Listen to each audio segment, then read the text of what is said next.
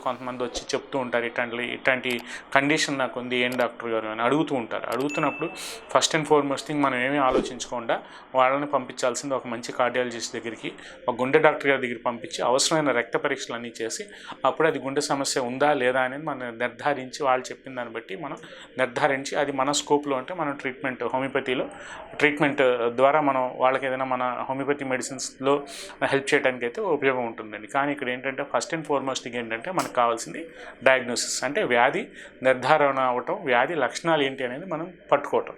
So ఇట్లాంటి కండిషన్స్లో ఏంటంటే ఫస్ట్ అండ్ ఫార్మోస్ట్ థింగ్ ఇందాక నేను చెప్పినట్టు ఈ చెస్ట్ డిస్కంఫర్ట్, రెండోది ఫోర్ హెడ్ దగ్గర బాగా కోల్డ్ స్వెట్స్, కొద్దిగా పనిచేసిన ఇమీడియట్గా ఈ చెమటలు పట్టేయటం, బాగా ఒళ్ళంతా తడిసిమైనట్టు అవ్వటం, అసలు వాళ్ళు విపరీతంగా ఎంత చెమటలు అంటే అసలు ఏదో ఒక 5-10 నిమిషాల్లోనే మొత్తం బాడీ అంతా తడిసిపోయినట్టు అయిపోతూ ఉంటుంది.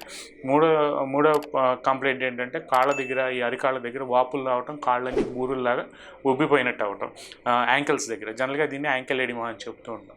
సో ఏదో ఒక పావుగంట అరగంట కూర్చుంటే వాళ్ళకి ఈ యాంకిల్స్ దగ్గర ఏమవుతాయంటే మొత్తం ఈ ఫ్లూయిడ్ రిటెన్షన్ అంతా ఫ్లూయిడ్ అక్యుములేట్ అయిపోతూ ఉంటుంది, అంటే నీరు చేరిపోతూ ఉంటుంది కింద పాదాల దగ్గర చేరిపోయి పాదాలన్నీ ఉబ్బిపోయినట్టు అయిపోతూ ఉంటాయి. సో ఇట్లాంటి కండిషన్స్ ఉన్న మనం ఏదైనా హార్ట్ ప్రాబ్లం ఉందా అనేది ఇమీడియట్గా చెక్ చేయాల్సిన అవసరం ఉంటుందండి.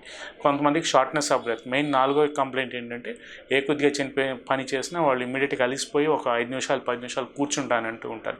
సింపుల్గా ఒక 1/2 km 1 km నడిచి వచ్చినా వాళ్ళు ఇమీడియట్గా వాళ్ళకి అలసటగా అనిపిస్తూ ఉంటుంది.